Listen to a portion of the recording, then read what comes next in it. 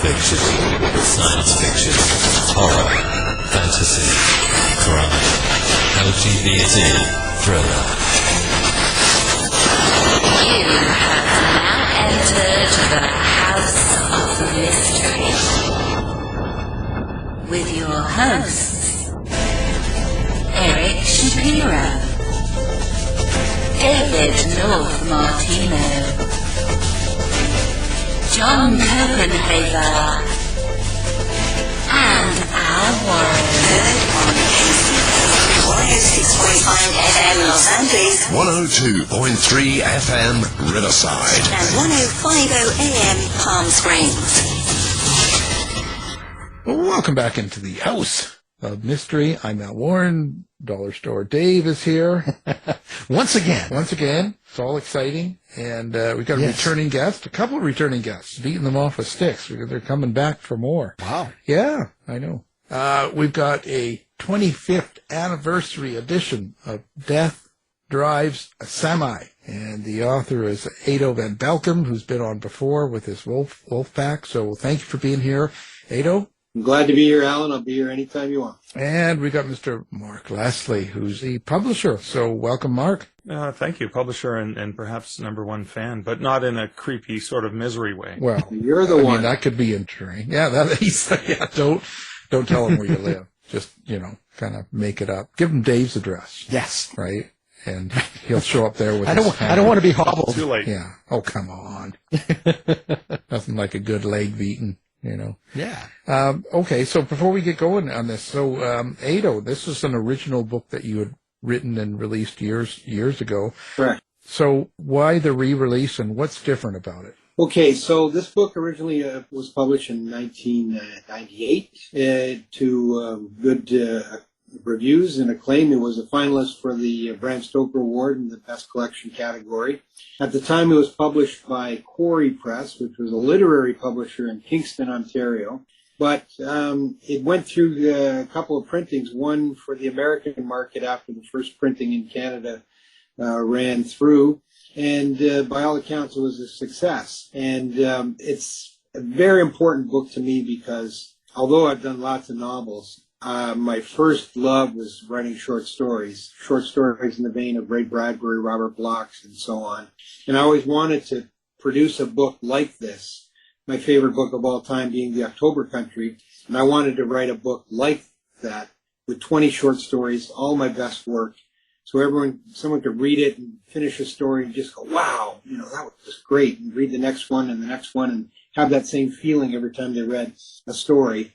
And if I can say myself, I think I accomplished that. And speaking with Mark after the Wolfpack thing took off on Paramount Plus, we did a podcast, and afterwards he suggested that he might be interested in doing a reissue of the book. It wasn't actually 25th anniversary. That's just a happy coincidence. And I said I'd think about it. I really wasn't interested at the time, but the more I thought about it, the more I thought that would be so cool. We could do that, and I think it's a good enough book to merit that.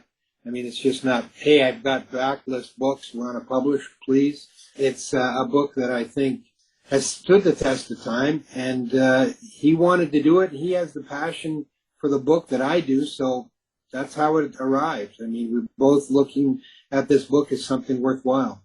Mark, so what was it about this book that was attractive to you that you wanted to get it out there again? Well, I've been a bookseller my entire life, and I was managing a Chapters, which is a big box chain here in Canada, kind of like Barnes & Noble. And I remember having Edo come. I went to his book launch, of course, and I had him come into, actually various stores that I managed over the years. Correct. To do readings. And In Death Drives a Semi is one of the best short story collections I've ever read. Now, it's kind of like my The October Country. A lot of writers, and I'm a writer myself, a lot of writers will say, I read The October Country and I wanted to do something that awesome. And so I read and reread Death Drives a Semi. I saw Edo perform, and he's so great at doing live readings, perform these stories. As a bookseller, I was constantly hand selling this book to customers, looking for great short stories, great, deep, dark macabre tales that are entertaining. And so I kind of miss, this is sort of a selfish thing, I miss being able to put the book in people's hands because it's been out of print for a number of years. And so I was like, oh, wow, cool. Wouldn't it be cool if we could bring it back into print? And because I do, I've gotten involved in publishing some of my own titles through Stark Publishing, as well as working with publishers. I thought, well, you know what? Why don't we re-release this book so that other people, other writers, and other readers can then benefit from and enjoy these tales. And I have to say, Alan and Dave, as I was going through, because, we had to go back to old school, and there were like scans of typewritten manuscripts and stuff like that. So formatting and putting the books together, I really got in and reread all the stories in more detail than ever before. And I can tell you, they not only stand the test of time, but they're phenomenal tales. I'm so excited to be able to just, put a copy in someone's hands and go, you're looking for something great to read this Halloween? You're looking for a great gift this Christmas? This is a fantastic book for you. Right. So Edo, did you do anything different with the stories? Did you do any updates, or are they exactly as you did them originally? They're exactly the way I wrote them originally. I read through the book again, and the thing that struck me is, sometimes you read stories that are 25 years old, and you think, wow, that didn't age very well. But reading through them, I thought they all stood up. They all remained kind of timeless, and I was quite proud of that.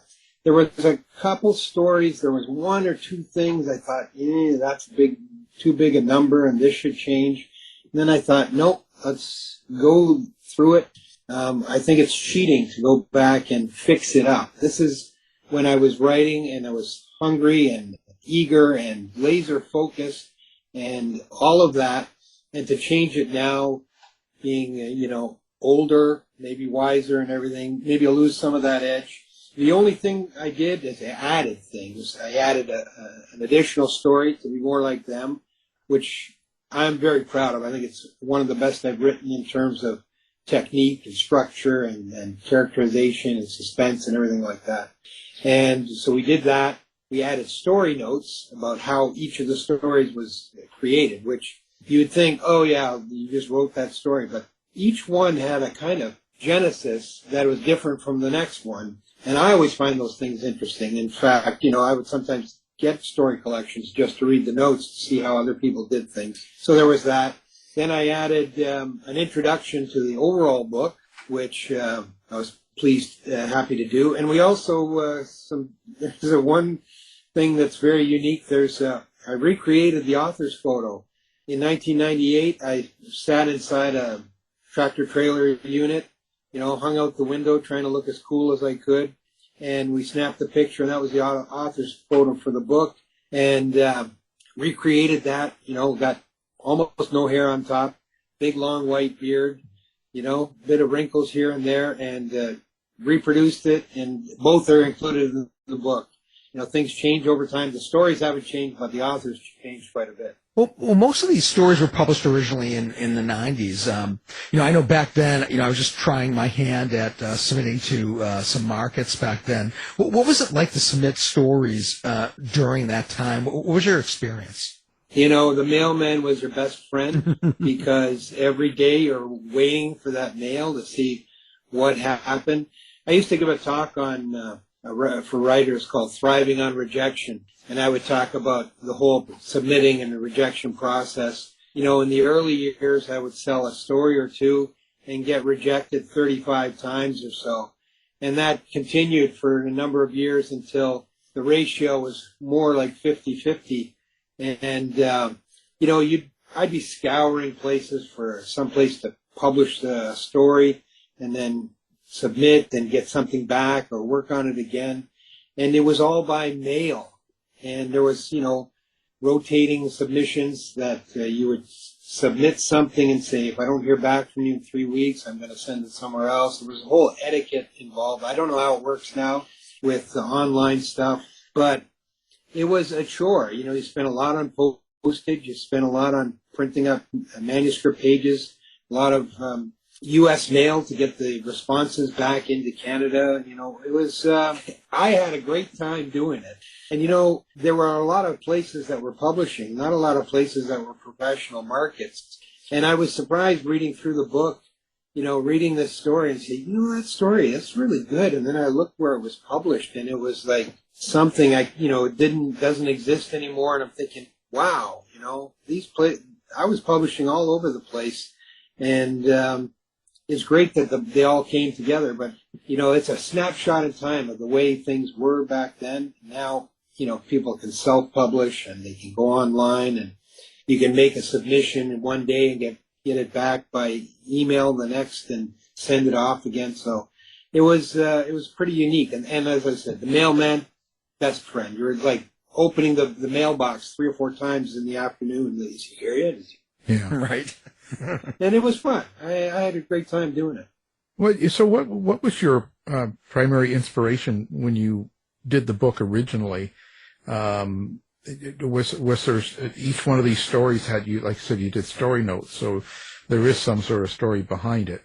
But to do a whole book like this, did you have some sort of mindset, something you wanted to accomplish? Well, I wanted to accomplish creating a book like The October Country by Ray Bradbury. 20 short stories.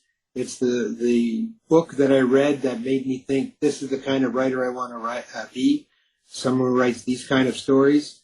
And hopefully I can get the same response from other people that I had reading those. So that's what I set out to do. And it was a learning process. For many years, I was a devout student of the written word, short stories. I would read all kinds of fiction.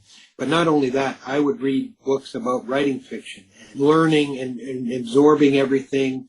And I would read good stuff and really stuff too. Because I could learn what not to do by reading a really bad story. Oh, that sucks. Don't do that. Mental note. And then you find something that really works. You said, that's how this kind of story should end. This is how you do it. Thank you very much. And I, just absorbed all of that in trying every different story, a different style and technique and things like that. And when I had maybe published 50 or 60 stories that were good enough to be considered, I sent them all to the publisher, and they chose these 20. Some are obvious choices, some are a little bit more eclectic, but I had to know that I had to have 20 top-notch stories. There's no filler in there. There's no, this one will take up some space, we'll make 20 stories. They're all worthy of being included. And I wouldn't do a book that just had, a couple of good stories and the rest were filler. This had to be all top-notch, and the result is there. Yeah, that's what my books are good for. You read them and you know what not to do. I'm proud of that. Hey, listen, Mark, was there one inspirational story in this book, or one that kind of sticks out that you still think about, or it still influences what you write yourself? I think that's a difficult question. That's kind of like asking, I only have one child, but asking your favorite child, right? Because I can, for different reasons, I can point out different stories. Like, these are my favorite ones to listen to Edo perform live. These are ones that, that teach me a particular a twist, or these are ones where I can learn as a writer. But I think, the story End Injustice for Some was one of the ones that really stuck with me, because that was the only one that in the original publication of the story and in the original Death Drives a Semi, there was a post-story note from Edo on the inspiration for that story about a superhero who runs into an issue that unfortunately happens to too many people. And that stuck with me in a way that when I was wanting to bring this book back into print and pay homage to the original, I thought, wouldn't it be cool? I'd love to know. I mean, again, it's all selfishness. I want to know the story behind the story. Now, I've heard Edo talk about that at book launches and events and things like that. But wouldn't it be great if every story had that? And And an updated note, of course, for that story. Edo, maybe some of the background on that story might be interesting. Okay, so early 90s, my wife had a bout with cancer. And I remember I was at a writer's meeting one night. She said, I went to the hospital because I wasn't feeling well. And they did a chest x-ray, and they found a fist-sized tumor in her chest. And ironically, it was the same day that Mario Lemieux came out with his announcement that he had Hodgkin's disease. And they said he'd be playing in 3 weeks. So she took that as some comfort. And it turned out to be Hodgkin's disease. And she was going to go for chemotherapy and then radiation. But when they did a biopsy in her chest, the surgeon nicked her aorta. So they had to rush her to Toronto General Hospital, where they had a thoracic team stand by on 24 hours a day. So they opened up her chest, repaired the aorta, closed it up again. She had to heal from that before she could even start all the other things. So I was in the hospital room with her while she was healing from that open heart biopsy, I call it. And I wasn't writing or reading, doing whatever. And my friend Rob Sawyer gave me this portable computer. And at that time, it had a glass tube. It weighed about 35 pounds, but it was portable. And I set it up in the hospital room, and I started writing on it. And I wrote, because my wife was saying, why me? I'd never done anything wrong. I never smoked. I never drank. I never did. Why did I get this? So I wrote a story about a superhero called Night Shadow who ends up getting shot for the first time in his career. And they patch him up, and they say, this other thing, we took the x-ray, and you have a tumor in your chest. And he goes, what? I fight for good. And it just goes on like that for a bit. He's wondering, and he's lived all his life doing good, and this is the reward he gets.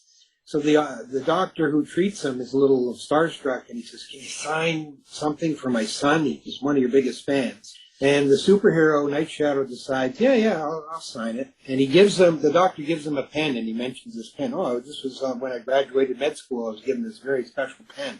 So he's signing the autograph, and there's an emergency. The doctor's called away, so he signs it to Billy, go to hell, Night Shadow.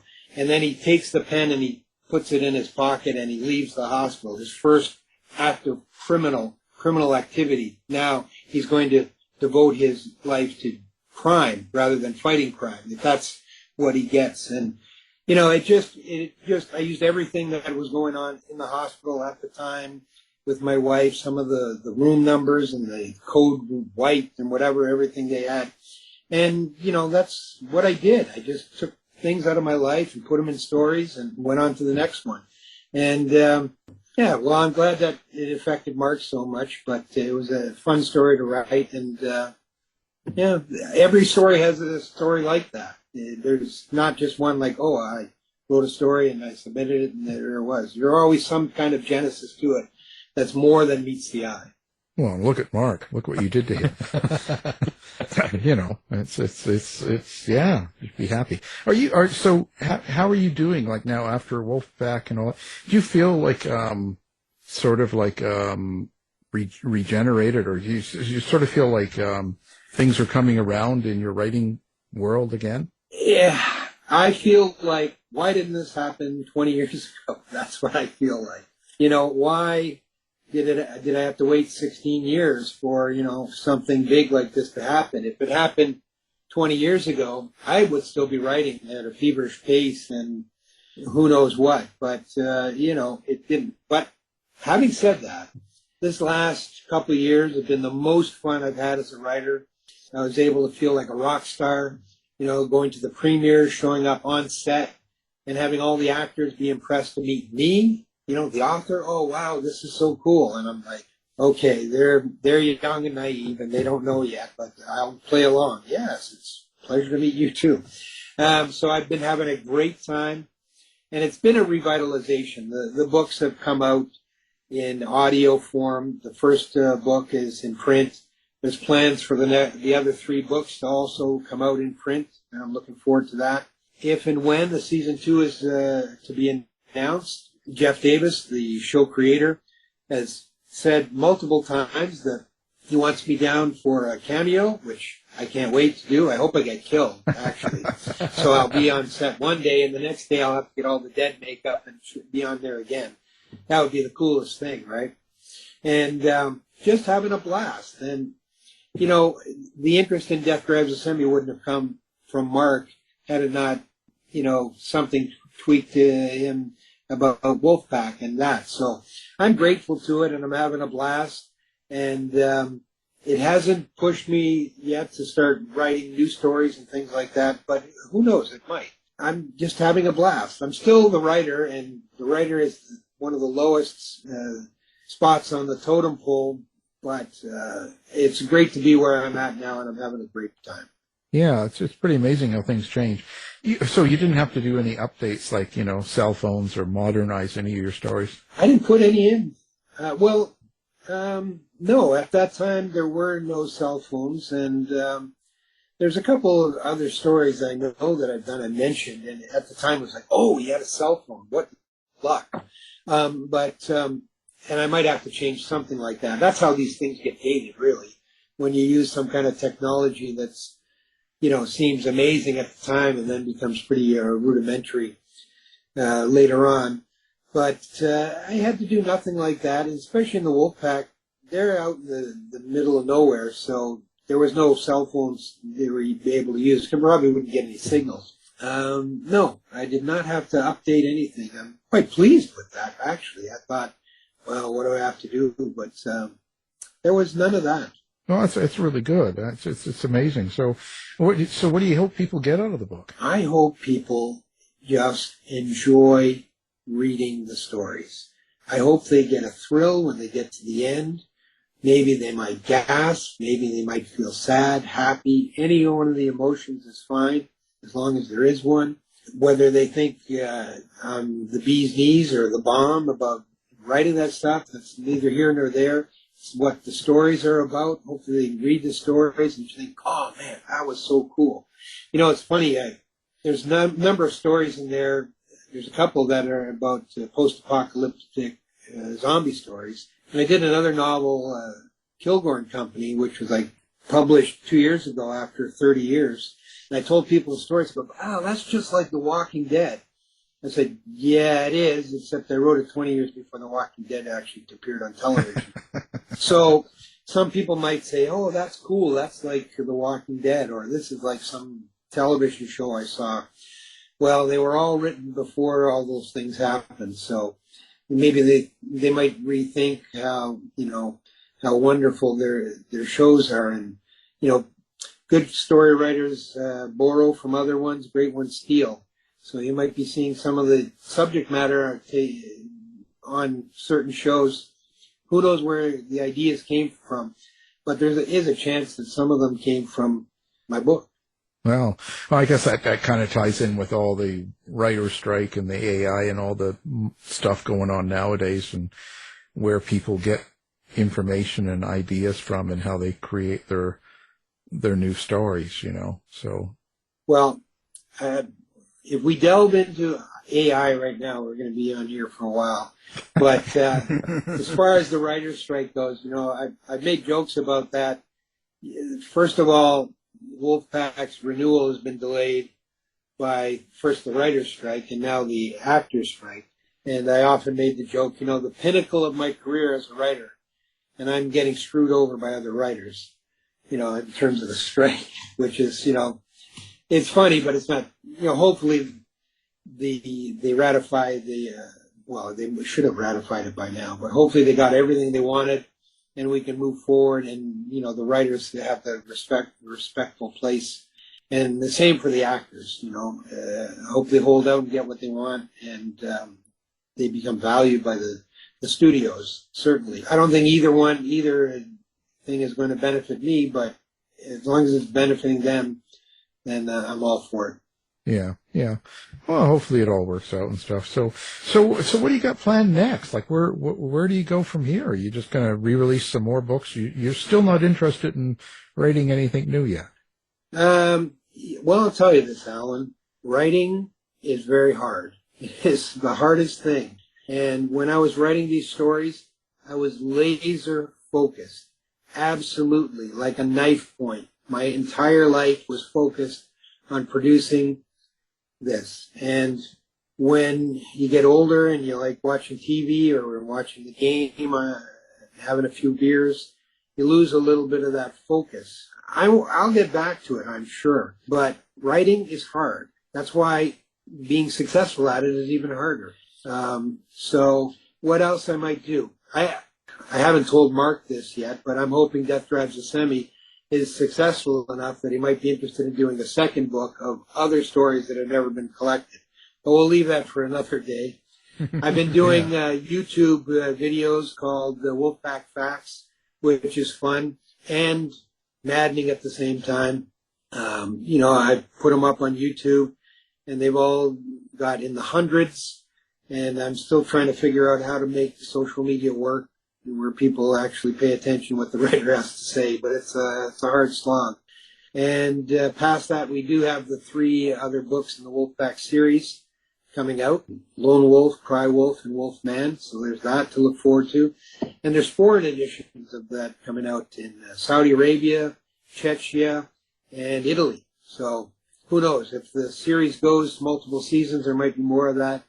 But there's plenty on my plate as it is. Right. You said laser focus. So what is that the hard part of writing for you? Is the concentration and not having other things, come into your mind? Like work or the phone or house or different things that happen. Do you have to be sort of alone in a room then, or is that the hardest part? Not so much that, but I had no other distractions. Now I'm doing all my hobbies. But back then, I had none. My hobbies were my writing. When I wasn't writing something, I was driving the car. I was telling my wife about story ideas. I would have books. Yeah, I would wear cargo pants all the time, so I could have paperbacks in each pocket, pant pocket. And if I had a moment to spare, I'd pull out a book and I would read from that book. And I would, go through 30, 40 books a year quite easily. And it was all to make myself a better writer. And that kind of, if you talk about being a professional baseball player, professional hockey player, you spend your off season working out, getting better, practicing, working out with coaches and things like that. I was my own coach, but that's the thing. If you want a long career and you wanted to succeed when you got on the ice, you had to work at it all behind the scenes. And that's what I was doing. There was not a wasted moments. It was all focused on the career and getting the work done and writing new stories. So that's what I mean by that. Once, distractions, I was a good procrastinator. Make a cup of coffee, fold the laundry, check my email, do all this to avoid the actual writing part. Because, as I said, writing is hard and it's not fun. It became a profession and a job, and I did it. But it's hard, and it's easier to do anything other than that. So that's what I was doing. But laser focused. Everything I was doing was, focused on becoming a better writer. That's what I mean by that. Well, Edo, you went from being like a fledgling author to like a full-fledged pro in like under 2 years. Yeah. Do you have a secret? That was there some? I'll tell you, that did happen, and it was kind of unfair. I remember talking to Ellen Datlow, who did the year's best horror anthologies, and at the back she would have all these honorable mentions, right? And I met her at a convention or something. I said, Ellen, how come you've never chosen one of my stories, not even the Stoker Award winner, for an honorable mention in one of your books? She said, what?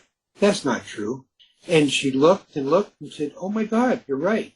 And it was like, yeah, because I was doing professional stuff and everyone kind of overlooked it, and he was doing, all in these anthologies. And then I remember talking to another writer saying, gee, I wish I could get a chapbook published by somebody or, a collection, because people were doing that all the time. And then the guy told me, oh, you're too successful. All your stories are in like major anthologies. And, and I'm thinking, are you kidding me? And so, yeah, there was some of that. And I don't know. It's funny because the first story I published, Baseball Memories, was in a literary magazine, and it was reprinted in Year's Best Horror Stories 20. And I'm like, I'll never live up to that again. And it took me a few years. They did another one that made it into Year's Best, a couple of stories. But the first one, it's like hitting a home run in your first major league at bat.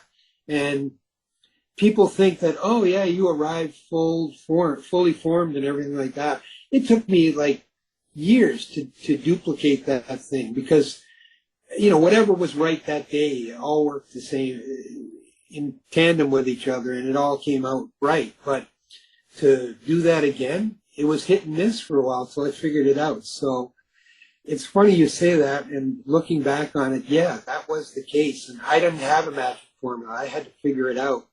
And luckily I stuck with it because, you know, there would be an easy way to get discouraged by it. Oh, just that was a fluke. I'm not meant for this. But I guess it strengthened my resolve to do it again.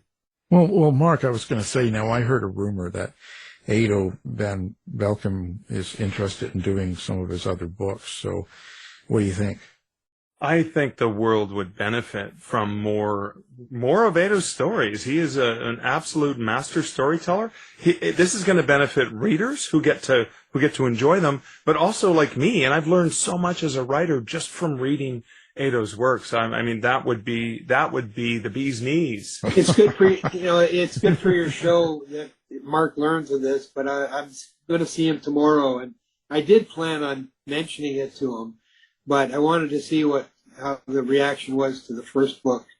And, you know, because it is a business. I mean, I've closed down plenty of publishers and newspapers and things like that with my stories, and actually had them closed down before they published my stories. So it is a business, and you got to keep that in mind, that it's not all about vanity and putting things out. It's about, you know, getting a return on the investment. And Mark's been gracious about his investment of time.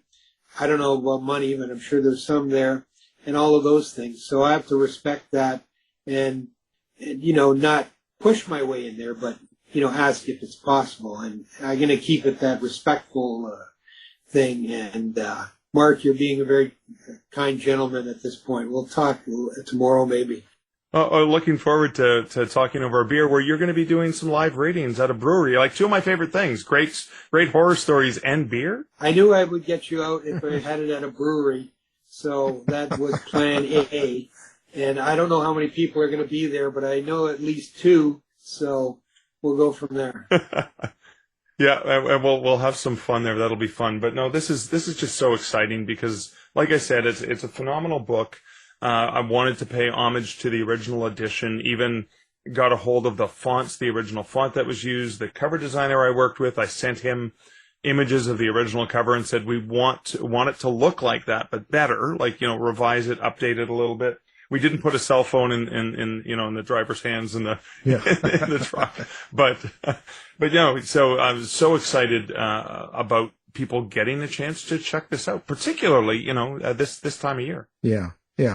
Well, so what do you think about, what is it that about Edo's style in writing or technique, let's say, that you are so fascinated with, or that you figure that readers and writers can learn so much about?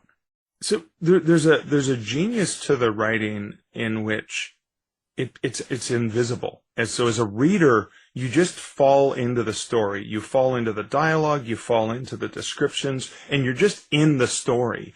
And that's not easy to do. So as a reader, you just enjoy it. But as a writer, you look at it and think, how did he do that? And so when you're reading the stories, you're inspired, just like I said, like so many horror and science fiction writers were inspired by Ray Bradbury's short stories. I know I'm not the only writer who is inspired by Edo's fiction. And just to look at, and again, that's one of the things you do as a writer, right? You're watching a television show or you're reading a book and you're thinking, oh, I wouldn't have done it that way. I would have done it another way. Or you learn from, oh, I see how he tricked me here. Like, I see how he set up this twist. You know, when you think about some of the twists in the stories and you're like, oh, that was genius, because there's an allusion to it, and he hinted at it like in a good mystery, but then, you know, pull the wool over your eyes anyway. Right, right. So, Edo, your short stories, when you do short stories, um, what's your method, or how do you make it so that the characters are really understood quite well in a very short time? Is there a particular trick to that? Well, you mentioned characters, and maybe it's complain about my novels, but characters, my characterizations are always, 3 or 4 lines. And because you say that a novel is a marathon and a short story is a sprint. And I took that to heart. My short stories are sprints.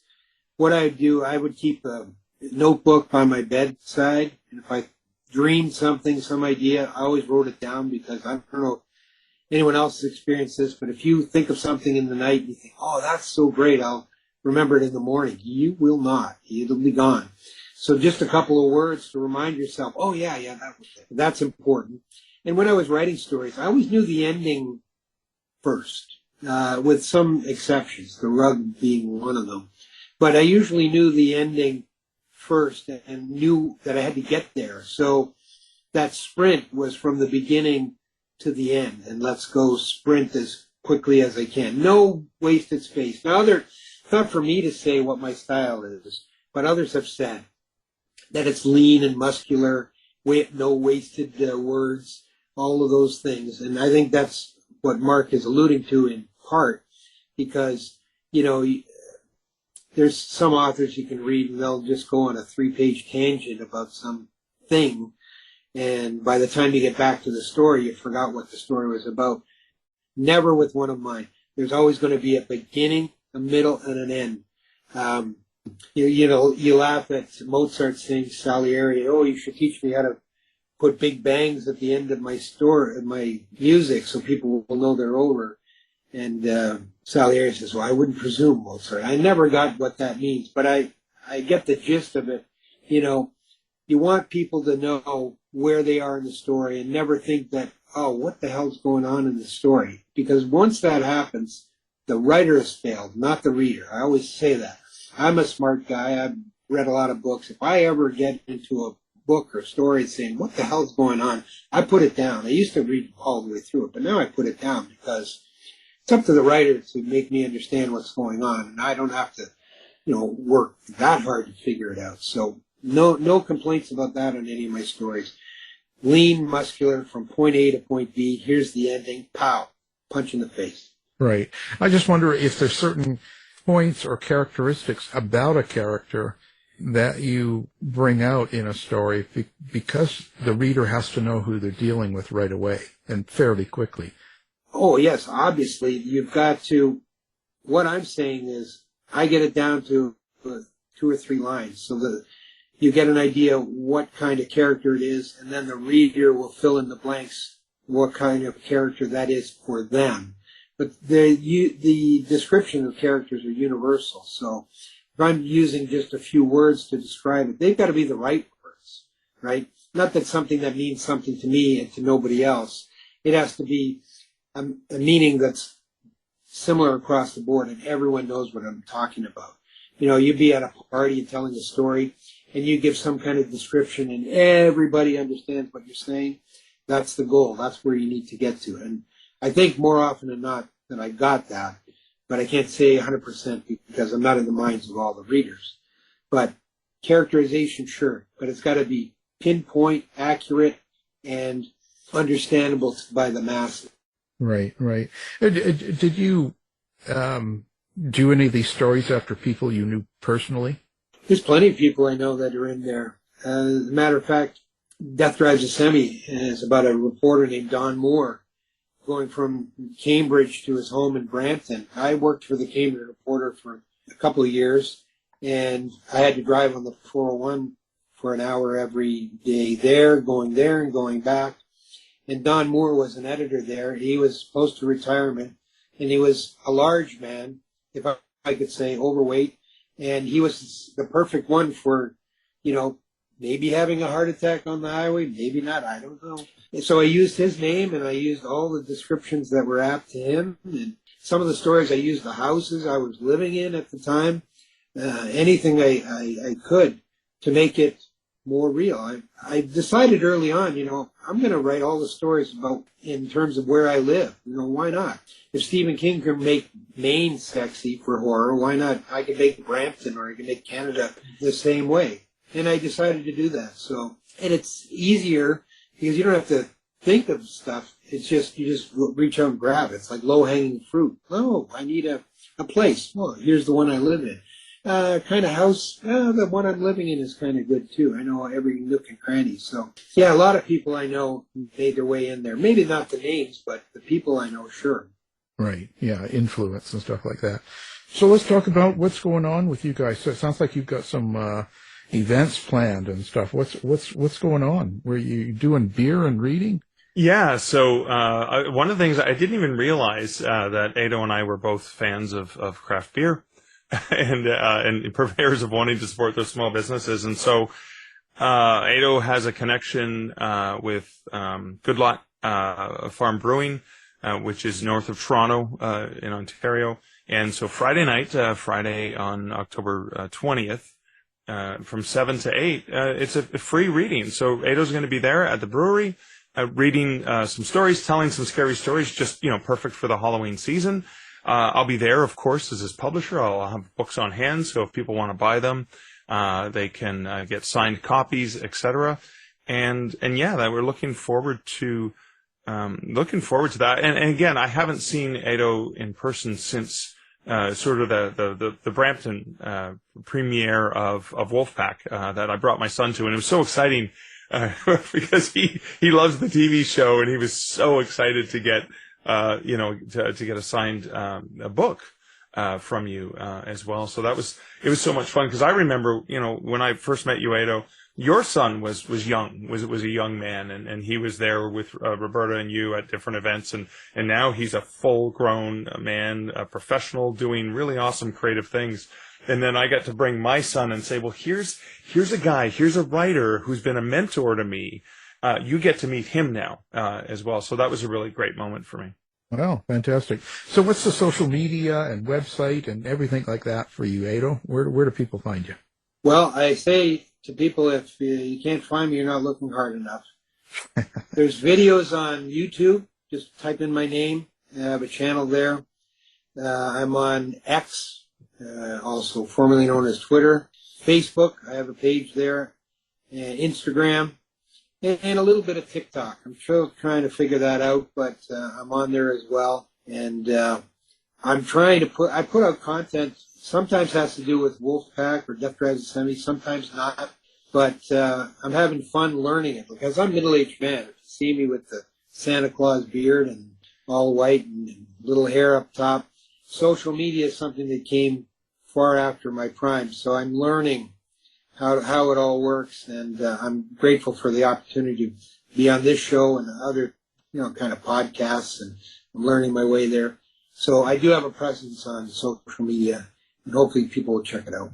Well, fantastic. Now we're going to have that up on our website along with the book and the links and everything like that, so people can find it easily. So we really appreciate you being on the show. What's coming up for you next, Mark? I'm still writing. Next book in my Canadian werewolf series is Only Monsters in the Building, which comes out in March of 2024. So when I'm not cheerleading other writers, I'm hard at work on some of my own fiction. Well, we appreciate you both being on the show. And, of course, the book is called Death Drives a Semi, and it's 25th anniversary edition. Edo Van Belkom, thank you for being here, and Mark Leslie as well. Thank you. Thank you, Alan. Thank you, David. Thanks, guys. Thanks, guys. You've been listening to the House of Mystery radio show. To find out more about our guests, hosts, or shows, go to www.houseofmystery.com. Show's over for now. Was it as good for you as it was for me? Well, good night. This has been a production of Something Weird Media. I'll be back.